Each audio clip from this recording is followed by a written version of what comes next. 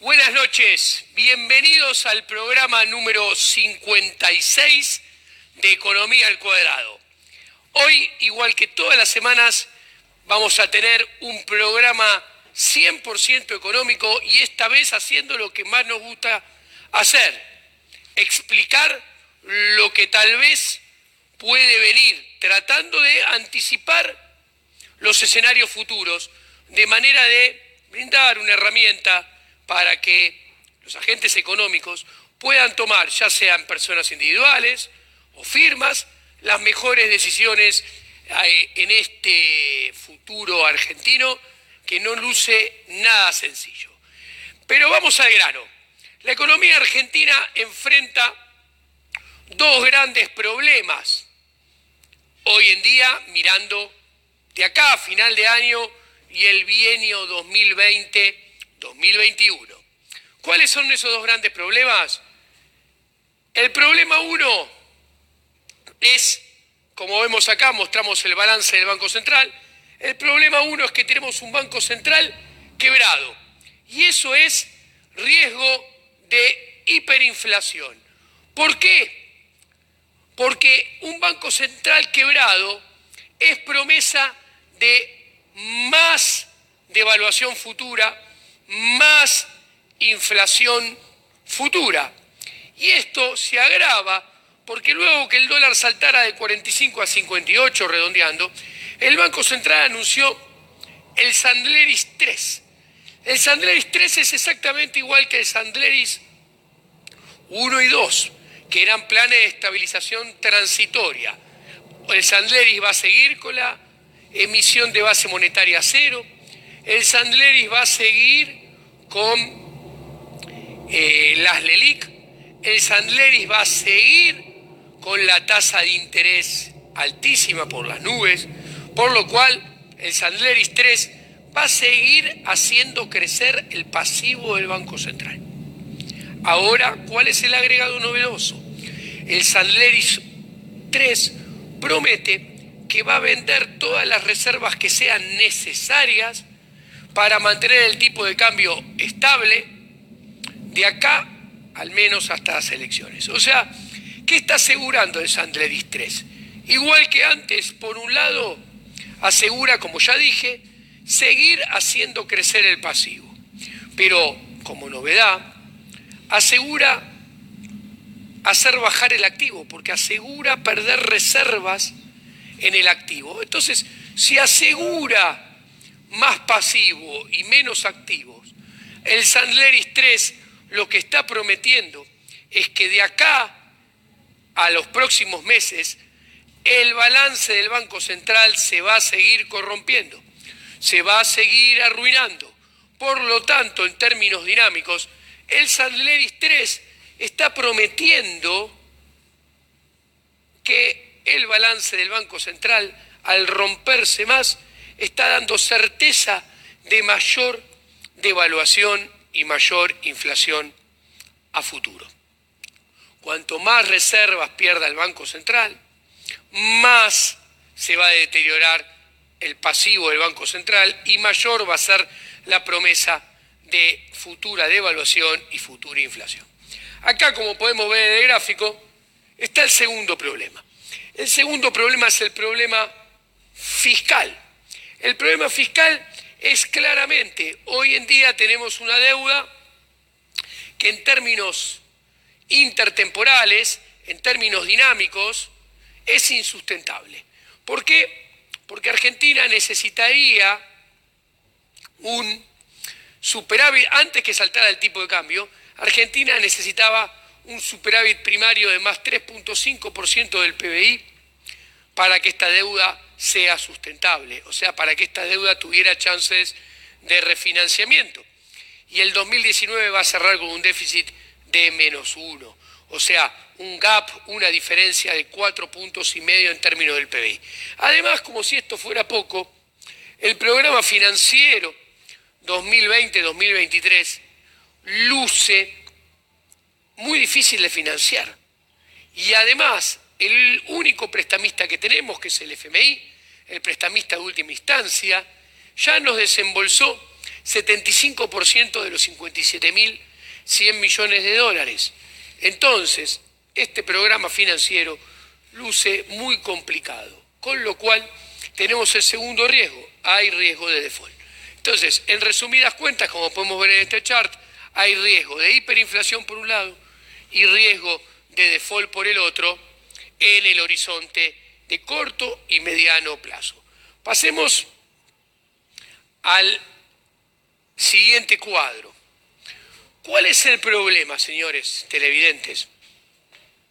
El riesgo de hiperinflación y el riesgo de default no son independientes, o sea, no están aislados uno del otro. El gran problema del asunto es que estos dos, como dice acá el gráfico, estos dos riesgos se retroalimentan entre sí. Porque el primer problema, que es, como dice acá el gráfico, un banco central quebrado, te genera caída de la demanda de dinero, te genera un piso más bajo para el peso, lo cual implica que hay un dólar más alto, un techo más alto para el tipo de cambio. Pero además, eso implica que va a haber una tasa de interés más elevada y por la devaluación, un ratio deuda-PBI más alto. Entonces, ¿qué sucede? Si por culpa de la devaluación tenemos un ratio de deuda más alto, tenemos un costo de capital más elevado, esto implica que tenemos lo que se llama un debt overhang más grande en la economía. O sea, la deuda estrangula la economía en forma más alta. Y este problema que surge de la quebradura del Banco Central se retroalimenta negativamente y complica más aún el programa financiero y hace que el riesgo de default sea más importante. ¿Por qué? Se necesita un superávit primario entonces más alto. ¿Por qué? Porque hay más debt overhang, porque hay menor crecimiento, porque hay menor sustentabilidad de la deuda y menos probabilidad de refinanciamiento. Puesto blanco sobre negro. Al devaluarse, aumentar el ratio de deuda PBI, al aumentar el costo de financiamiento, el costo de capital, y el debt overhang, comprimir más el nivel de actividad. Estas tres variables influyen en el superávit primario que se necesita para que la deuda sea intertemporalmente sustentable. Hace crecer el déficit primario que se necesita para tener chances de tener refinanciamiento y no caer en default. Concretamente, por la devaluación aumenta el ratio de deuda PBI, ese incremento del ratio de deuda PBI acrecienta el money overhang, ese acrecentamiento del money overhang hace subir el costo del capital, comprime más la economía real, presiona más en forma descendente al nivel de actividad económica, la economía real cae más y todo esto hace que el ratio deuda PBI sea todavía más elevado de lo que era anteriormente al tipo de cambio. Y esto empeora más si encima el gobierno, para tratar de atenuar los resultados macroeconómicos, hace lo que hizo la semana pasada. Si el gobierno toma medidas fiscales que bajan impuestos sin antes haber bajado el gasto público, eso es una promesa, una certeza de mayor déficit fiscal. Entonces, todo esto, unido al mayor déficit fiscal, hace que el gap, la diferencia entre el superávit primario que efectivamente se tiene y el superávit primario que se debería tener para evitar caer en default y tener refinanciamiento de la deuda, sea grande. Concretamente, aproximadamente, si el gap era que Argentina necesitaba un ajuste fiscal de 4,5 puntos para que la deuda sea sustentable intertemporalmente, después de todo esto, eso aumentó aproximadamente seguro medio punto del PBI, en términos del PBI, pasando de 4,5 a 5. Acá, como pueden ver en esta filimina, está expresado todo lo que les acabo de explicar. Este es el superávit primario para que la deuda sea sustentable en términos dinámicos, para que la deuda tenga chance de ser refinanciamiento. Y como pueden ver, depende positivamente del nivel de deuda, depende positivamente del costo de capital y depende negativamente, o sea, a mayor crecimiento, menos superávit, de la tasa de crecimiento de la economía.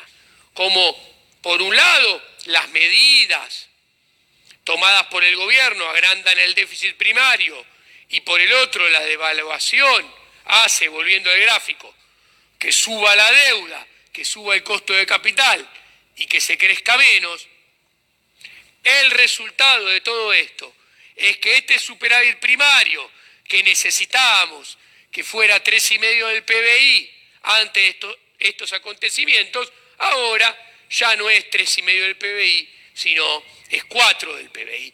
Y el gap aumenta porque el déficit va a ser seguro 1 o menos 1, perdón, o menos 1,2% del PBI.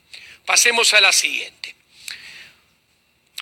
Acá este gráfico es contundente, necesitamos 30 segundos para mirarlo, señor director, lo podemos mostrar.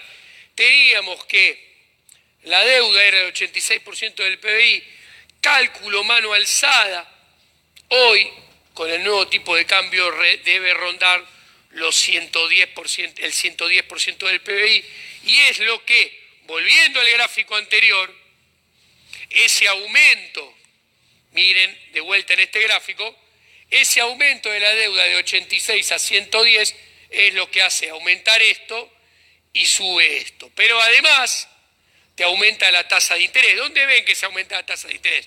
Un aumento de la tasa de interés está reflejado por el incremento del costo de capital, que es la suba del riesgo país acontecida, que trepó hasta los 1.700, 1.800, 1.900 puntos básicos. Pero volviendo y avanzando. ¿Cuál es el punto, señores? ¿Qué tenemos en este gráfico? Acá tenemos que los problemas de balance del Banco Central, los problemas de demanda de dinero que genera este balance del Banco Central quebrado, desgraciadamente no quedan estables, no se quedan donde están, sino que aumentan con el paso del tiempo y a medida que el balance se va quebrando.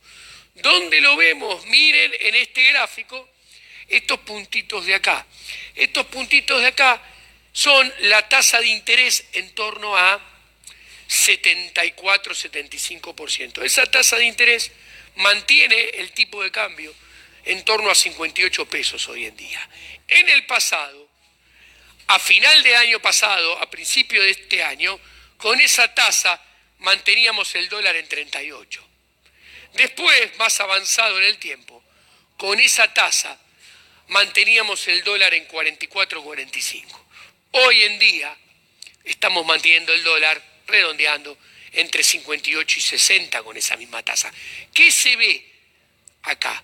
Que cuando yo marco, señor televidente, que el balance del Banco Central quebrado y cada vez más quebrado genera una caída de la demanda de dinero que implica un piso para el peso más bajo y un techo para el dólar más alto, no es una jodita para Videomatch, sino que los datos avalan lo que estoy diciendo.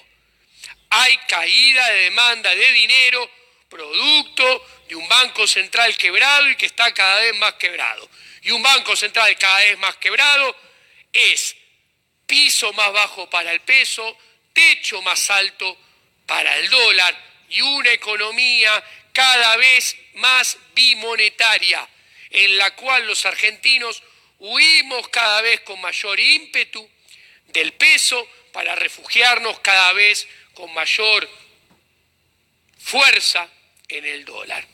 ¿Dónde se ve esto? Muy claramente le voy a explicar en este croquis que tenemos acá, que ubíquense en T0. T0 es septiembre del año pasado. El dólar salta de 30 a 42, salta la tasa de interés y después se empieza a apreciar.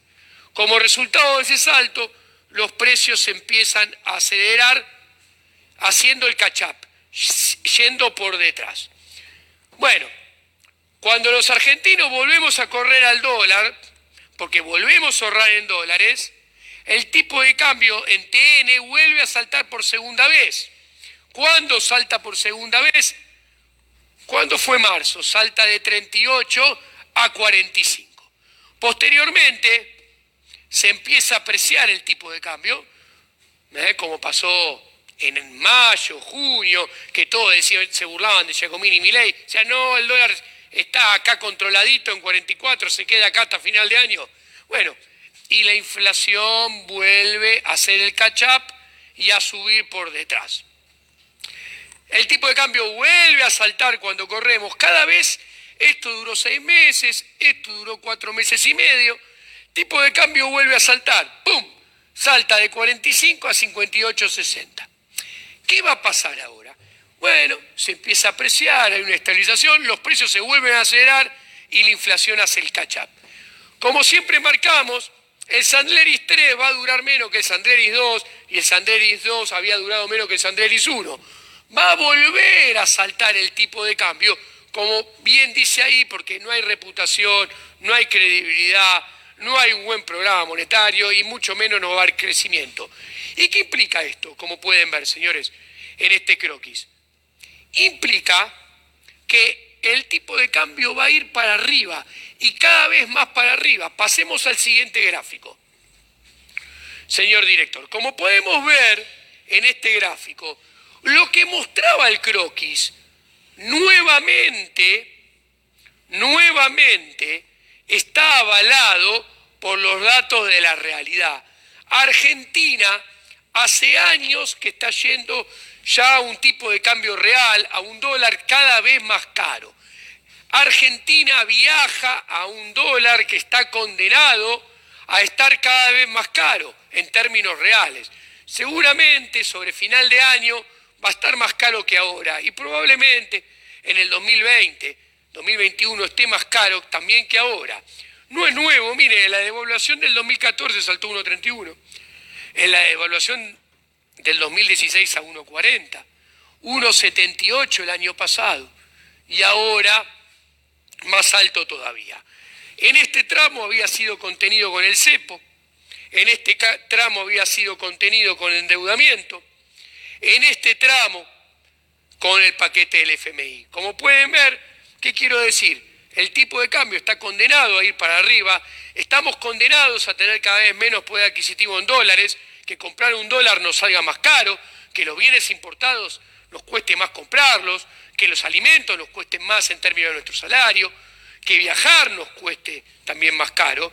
Y estos fueron oasis en el medio, mantenidos artificialmente, repito, este con cepo, este con deuda y este con el paquete del FMI, que les aclaro que de los 57.100 millones de dólares ya fueron entregados alrededor del 75-78%. Señores, esto que le pasa a Argentina, los argentinos tenemos que tener bien en claro que nos pasa solamente a nosotros en la región. Acá tengo el gráfico con los tipos de cambio real de todos los países de la región.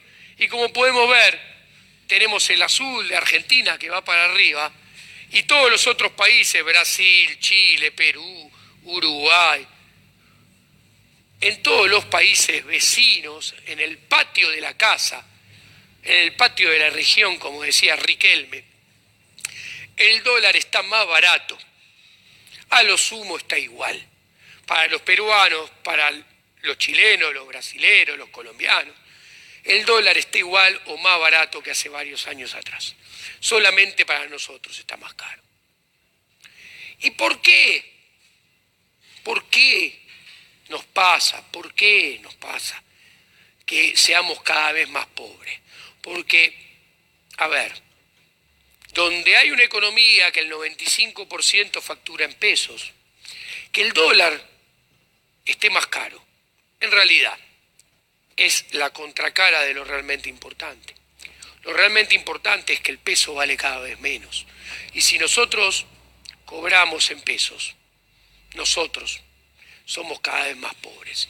¿Y dónde está la justificación de fondo de esto? Está en este gráfico. Acá, señor televidente, a su izquierda, tiene el tipo de cambio de la región, el promedio de la región que va para abajo. O sea, el promedio de la región tiene una tendencia a que el dólar se abarata. ¿Por qué? Porque en promedio acá tienen el PBI per cápita en azul de la región. La región crece. Cuando los países crecen, sus monedas están condenadas a fortalecerse. Dado que los países emergentes crecen a un ritmo más vigoroso que Estados Unidos, las monedas de los países emergentes están condenadas a ganar poder adquisitivo frente al dólar. Ahora bien, si miramos a su derecha, señores televidentes, y vemos el mismo gráfico pero para Argentina solita, nos encontramos que en azul hace ya 10 años que el PBI per cápita de Argentina cae. Ven la tendencia decreciente de la línea azul para el caso Argentina. ¿Cuál es la contracara de esa línea azul? La línea verde hacia arriba. Argentina se contrae, Argentina se empobrece, y una economía que se empobrece es una economía cuyo dinero, cuya moneda pierde poder adquisitivo. En consecuencia, el tipo de cambio real tiene que ir hacia arriba, y así como el peso pierde poder adquisitivo frente a todos los bienes y servicios de la economía, el peso también pierde poder adquisitivo frente al dólar, y se necesitan más unidades de pesos para comprar las mismas cantidades de dólares. Entonces, para ir cerrando el programa, señores televidentes, amantes o no de economía al cuadrado, pero que hoy están mirando, les dejo un escenario futuro. Si ustedes se quedan en Argentina, si ustedes siguen viviendo en Argentina y si ustedes siguen facturando en pesos, yo los invito a que piensen, que elijan su propia historia, que piensen o elijan qué historia va a ser más probable que tengan que vivir en este país si ustedes se quedan a trabajar aquí y a facturar en pesos. Señores, acá a la izquierda, cuadrado verde, rectángulo, perdón, no cuadrado verde, un tipo de cambio real más bajo, un dólar más barato. ¿Qué tiene que suceder para que esto sea el escenario en el cual vamos a vivir de acá a final de año y sobre todo en 2020-2021? Si tenemos un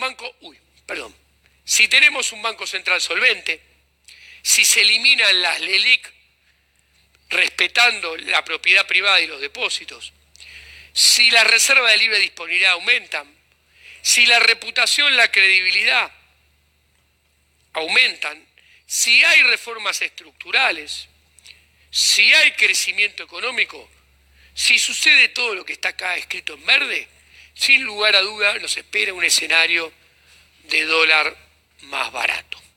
Ahora bien, si usted piensa que eso no va a pasar o que tiene baja probabilidad de ocurrencia, lo invito a que mire hacia la derecha suya lo que está escrito en rojo.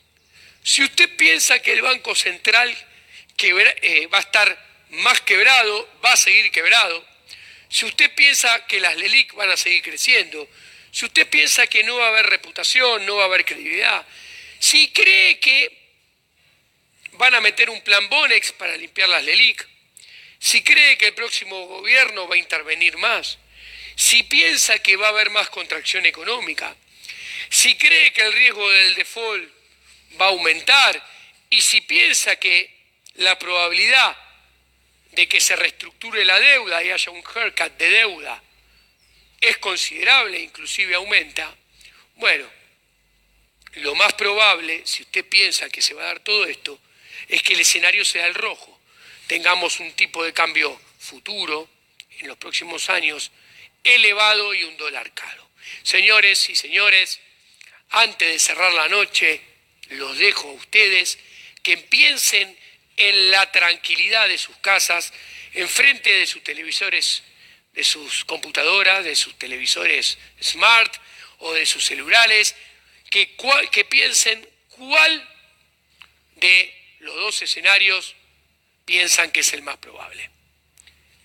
Y una vez que hayan pensado cuál es el más probable, elijan su historia de mediano plazo y tomen las decisiones en función a esa historia de mediano plazo. Esto ha sido todo por hoy.